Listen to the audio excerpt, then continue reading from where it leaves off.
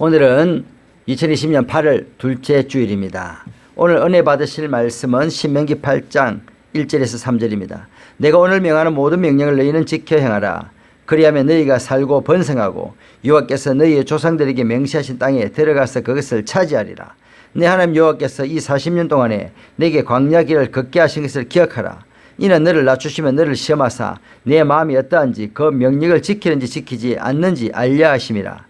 너를 낮추시면 너를 줄이게 하시며 또 너도 알지 못하며 내 조상들도 알지 못하던 만나를 내게 먹이신 것은 사람이 떡으로만 사는 것이 아니요 여호와의 입에서 나오는 모든 말씀으로 사는 줄을 내가 알게 하려 하심이니라. 아멘. 저는 오늘 너를 낮추시며 줄이게 하시며 라고 하는 제목으로 하나님의 말씀을 전가하도록 하겠습니다. 2006년 10월 10일 미국 펜실베니아주의 니켈 마인스라고 하는 이 마을에 엄청난 일이 발생하고 말았습니다. 이 마을은 아미시 공동체라고 하여 기독교의 한 분파인 제세례파, 삶으로 기독교를 실천하고 삶으로 하나님을 전가하는 그런 공동체, 유명한 공동체 마을이 바로 이곳에 있었습니다. 그런데 우유배달부 칼 로버츠라고 하는 사람이 난데없이 학교에 침투하여 총을 들고 아이 5명을 죽이고 또 아이 5명을 중상을 입히는 그런 엄청난 비극이 발생했습니다. 로버츠는 총기를 들고 교실에 들어와 학생들의 교실 앞쪽에 엎드리라고 명령했습니다.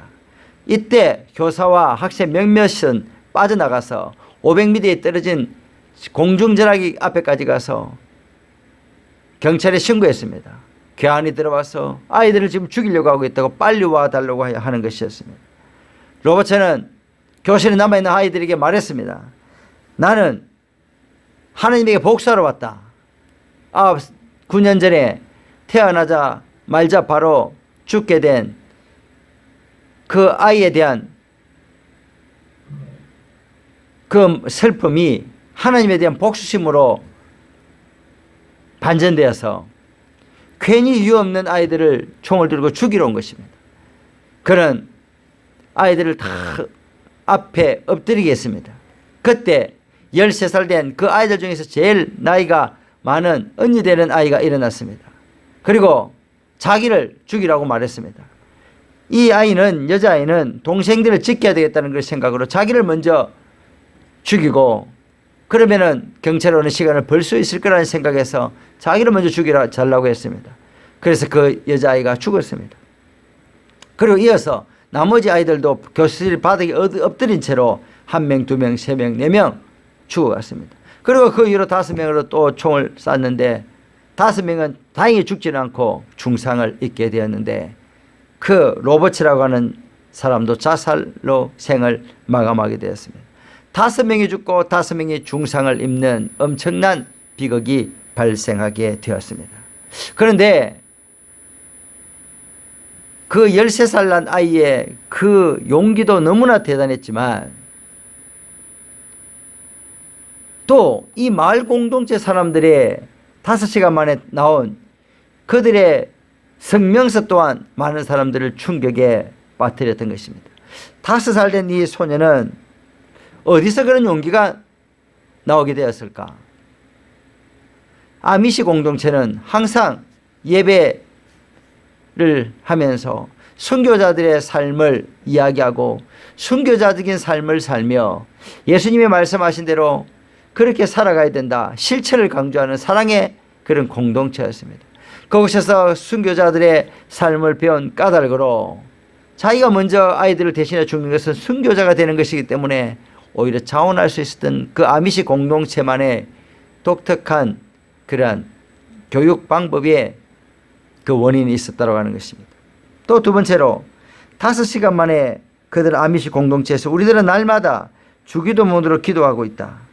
우리는 결코 당신들을 미워하지 않습니다. 당신들을 용서합니다. 라고 하면서 로버츠 가족들에게 용서한다라고 하는 그런 메시지를 전했던 것입니다. 기자들이 찾아갔습니다. 어찌하여 그런 당신들은 그런 용서할 수 있습니까? 우리는 주기도문으로 날마다 예배하고 고백하기 때문에 하나님의 말씀대로 그냥 그렇게 우리는 용서하는 것입니다. 이렇게 말했을 때 예수를 믿는 보통 교회 사람들도 자신을 되돌아보게 되었고, 믿지 않는 사람들도 저들은 과연 누구인가? 예수님이라는 존재는 도대체 누구인가? 어찌하여 저들을 저렇게 만들었는가? 오히려 예수님의 이름이 세상 사람들이 알려지는 그런 기회가 되었던 것입니다. 장례 후에도 로버츠 그 범인의 장례에 75명이 참석했는데 75명에 참석한 반이 이상이 아미시 공동체의 사람들이었고, 오히려 그들에게 들어온 그 성금을 로버츠 가족에게 전달해 주면서 힘과 용기를 내고 다시 출발하라고, 이런 하나님의 사랑을 실천하는 그들, 오늘 이 시대에 우리는 과연 기독교는 무엇인가? 하나님이 예수님이 명하여 주신 가르쳐 주신 그 기독교는 어떤 종교인가? 우리가 그동안에 믿고 따라왔고 행했던 그런 많은 의식들, 과연 그것이 예수님의 가르침인가? 이 시대에 우리는 고민하고 반성해 보게 되는 것입니다. 이제 코로나 바이러스 백신이 올 연말 되면 거의 출시될 것 같습니다. 미국에서는 6억 명분을 이미 선계약을 했고, 영국도 에스트라제네카라고 하는 회사에 1억 명분을 투입하고, 미국은 계속적으로 백신을 지금 계속 사들이고 있는 것입니다. 올해 말 되면 3차 실험만 이제 10월 달에 끝이 나면은 백신이 곧 공급되어질 수 있는 그런 준비가 되어져 있는 것입니다. 저는 사람들은 그런 부정적으로 말하면서 이제 코로나 이후의 이전의 시대로 돌아갈 수 없다, 끝이 났다, 이렇게 말하지만 저는 돌아갈 수 있다고 믿습니다. 이번에 이 코로나19는 하나님이 우리에게 주신 경고이고 교훈이고 우리를 깨우시기 위한 것이라고 저는 믿기 때문입니다. 오늘 말씀을 보십시오. 8장 1절에 내가 오늘 명하는 모든 명령을 너희는 지켜 행하라. 그리하면 너희가 살고 번성하고 여호와께서 너희의 조상들에게 맹세하신 땅에 들어가게 해서 그것을 차지하리라. 2절 내 하나님 여호와께서 이 40년 동안에 내게 광야길을 걷게 하신 것을 기억하라. 이는 너를 낮추시면 너를 시험하사 내 마음이 어떠한지 그 명령을 지키는지 지키지 않는지 알려 하심이라. 너를 낮추시면 너를 줄이게 하시며 또 너도 알지 못하면 내 조상들도 알지 못하던 만나를 내게 먹이신 것은 사람이 떡으로만 사는 것이 아니요 여호와의 입에서 나오는 모든 말씀으로 사는 줄을 내가 알게 하려 하심이라. 이렇게 말씀하고 있습니다. 오늘 1절에서 무엇을 우리가 말하고 있습니까? 하나님은 율법의 말씀을 지키라고 하는 것입니다. 너희가 살게 될 것이다, 번성할 것이다, 땅을 차지하게 될 것이다 명령하고 있도록 하는 것입니다. 우리는 인생길에 많은 환난과 풍파를 겪습니다. 코로나19도 많은 풍파 중에 한 가지입니다. 그런데 우리는 이런 이 코로나19를 통하여 하나님께서 과연 원하시는 것은 무엇인가? 과연 우리는 하나님 말씀을 잘 지키고 있는가? 광야길 이스라엘 민족이 40년 동안에 걸어왔던 그 길을 보십시오. 원망하다 불뱀에 물려 죽었습니다. 고라 자손도 하나님의 종 모세를 대적하다가 땅이 갈라져 죽었습니다. 또 물이 없을 때 기도할 때 하나님은 반석에서 물이 나게 해줬습니다. 고기가 없다고 불평할 때 어떻게 했습니까? 하나님은 만나와 메추라기를 통하여 먹을 것과 고기까지 주시고, 오늘 사절에 보면 광야길 가운데서 하나님께서 지키시고 도우시며 의복이 헤어지지 아니하고 신발이 부르트지 아니하였다고 하나님께서 세밀하게 돌봐주셨다라고 말씀하고 있는 것입니다.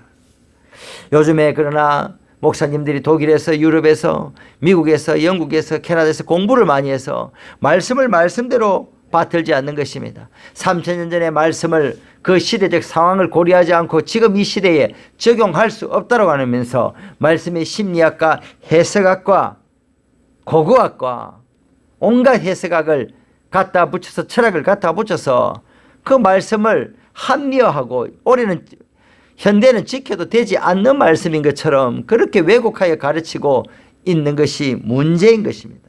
동성애를 하지 말라 그러면 돌에 쳐 죽으라고 했는데 그때와 지금은 다르다, 시대가 다르다라고 하면서 합법하기에 급급하고 목사님들이 오히려 동성애자들의 인권을 보호하자, 우리 나라 NCCK도 동성애자들의 인권을 보호하고 차별금지법을 통과해서 우리나라가 인권 선진국이 되어야 된다라고 하면서 오히려 부추기고 앞장서고 있는 그런 정신 빠진 사탄의 종인 목사들이 너무나 많이 있다고 하는 것입니다. 우리는 정신을 차려야 됩니다. 이런 시대를 우리가 몸으로 막아내야 됩니다. 집회도 나가고 인터넷 투표도 참여하고 해서 우리가 이것을 7번째인데 막아내야 됩니다. 신명기에 보면 처녀가 음란한 짓을 하면 돌에 쳐 죽이라. 신명기 22장 22절에 어떤 남자가 유부녀와 동침한 것이 드러나거든 그 동침한 남자와 여자를 둘 다 죽여 이스라엘 중에 악을 제하라. 건친 상가하면 역시 돌로 쳐 죽이라고 했는데 이 시대가 보십시오. 말씀 비춰주면 얼마나 불법과 음행과 음란을 행하고 있는 시대 가운데 살고 있습니까? 하나님이 어떻게 코로나 바이러스를 보내셔서 우리를 죽이지 않을 수가 있겠습니까? 회개하지 않고 끊임없이 지옥으로 달려가는 우리를 향하여 회개할 기회를 주셔야 되지 않겠습니까? 오늘 말씀 8장 1절 오늘 명하는 모든 명령을 너희는 지켜 행하라. 그리하면 너희가 살고 번성하고 살게 된다고 하는 것이 죽지 않게 된다고 하는 것입니다. 코로나19를 통하여 우리는 놀라움을 발견했습니다. 신천지에서 먼저 터져서 신천지 교주가 어제 구속되었습니다.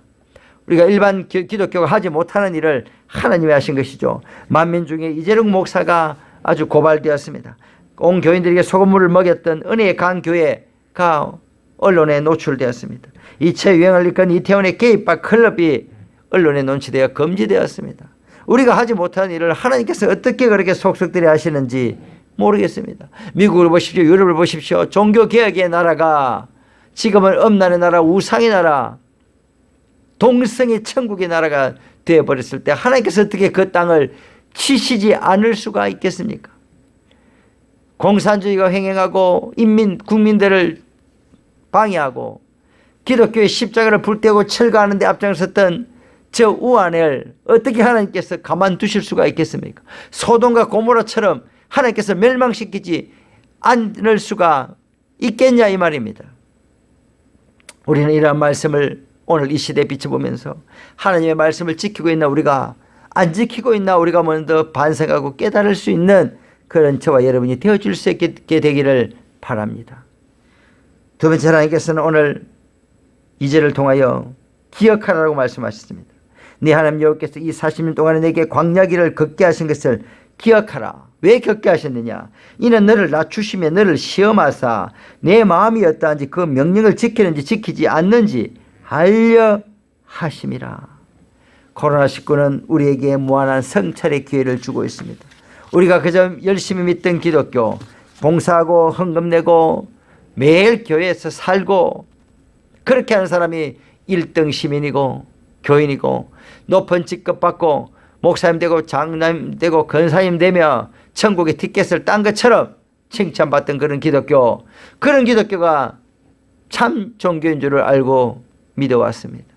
그러나 코로나가 걸리고 교회를 못 오게 하고 오지도 못하게 할 때 사람들은 그냥 깨닫게 되었습니다. 기독교는 무엇인가? 예수님이 가르치는 그 교회는 무엇인가? 사람들은 다 과거에 대형교회를 찾아갔습니다.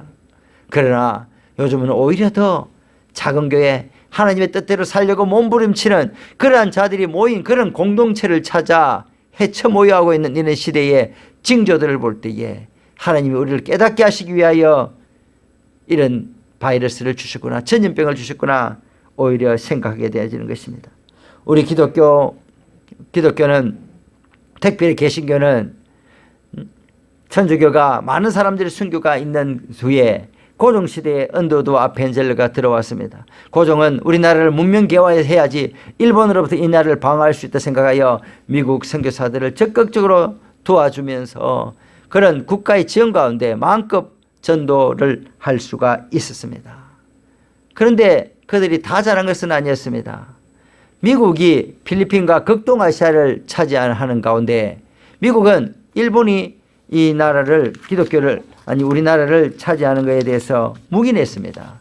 그렇게 되면서 선교사들도 그런 정치 바람을 타게 되면서 사람들이 모여서 이제 교회에서 자주 모이니까 그 교회가 바로 애국운동의 근거지가 될까 봐 기독교는 하나님의 말씀만 연구하고 정치에는 무관하고 그런 기독교로 되기를 원했습니다. 그래서 좀 정치적인 것들이 배제되어진 현실 상태, 일본의 그런 제국주의의 문제에 대해서는 그런 관심을 두지 않고 그렇게 신경 쓰지 않으면서 오직 개인 구원에만 신경 쓰는 그런 기독교로 좀 변형되게 되었습니다. 물론 1936년 일본의 이제 무단 통치가 자행되어지면서 숨죽이고 있던 많은 이런 교회들이 일어나게 되었습니다.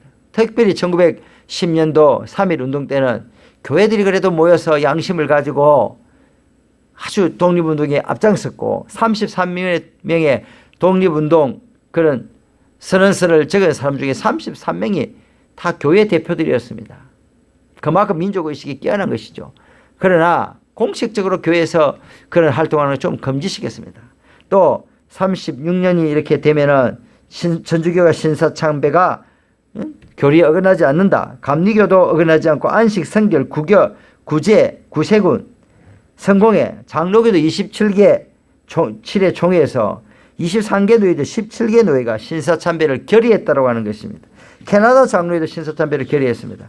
그러나 남장로교, 북장로교, 남감리, 북감리, 호주 선교사들은 이런 신사참배는 하나님의 말씀과 교리에 어긋난다 해서 선교사들을 철수시키고 학교를 다 병원을 문 닫아버렸습니다. 한거했던 것입니다.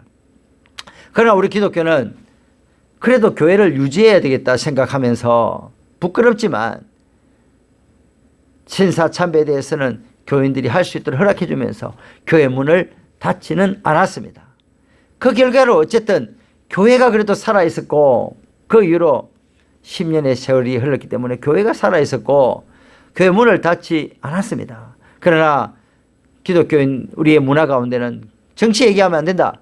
정치에 관심 두면 안 된다. 세상사에 관심 두면 안 된다. 그런 문화가 잘못된 문화가 기독교에 자리 잡게 되었던 것이죠. 우리는 이승만과 박정희 시대를 겪으면서 교회는 정치에 관여하면 안 된다. 잘못된 것에 대해서 말하면 안 된다. 이런 문화가 팽배했습니다. 물론 그런 가운데 교회는 부흥했고 개인 구원에 치중한 우리 기독교, 우리나라의 그런 기독교는 부흥을 맛보았습니다.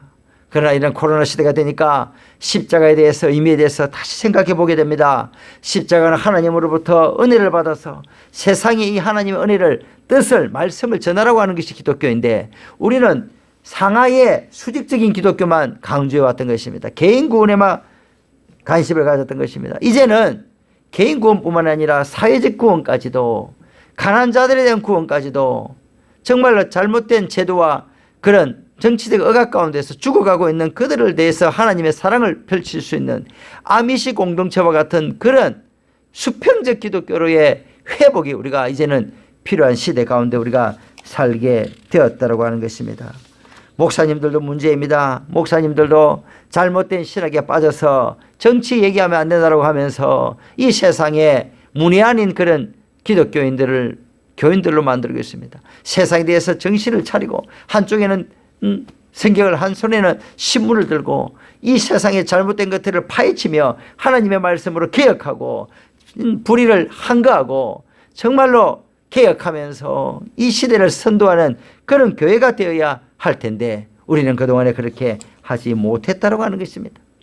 우리가 마태복음 15장 16절을 한번 5장 13, 16절을 제가 보겠습니다. 너희는 세상의 소금이니 소금이 만일 그 맛을 잃으면 무엇으로 짜게 하리요. 후에는 아무 쓸데없어 다만 밖에 버려져 사람에게 밟힐 뿐이라. 너희는 세상의 빛이라.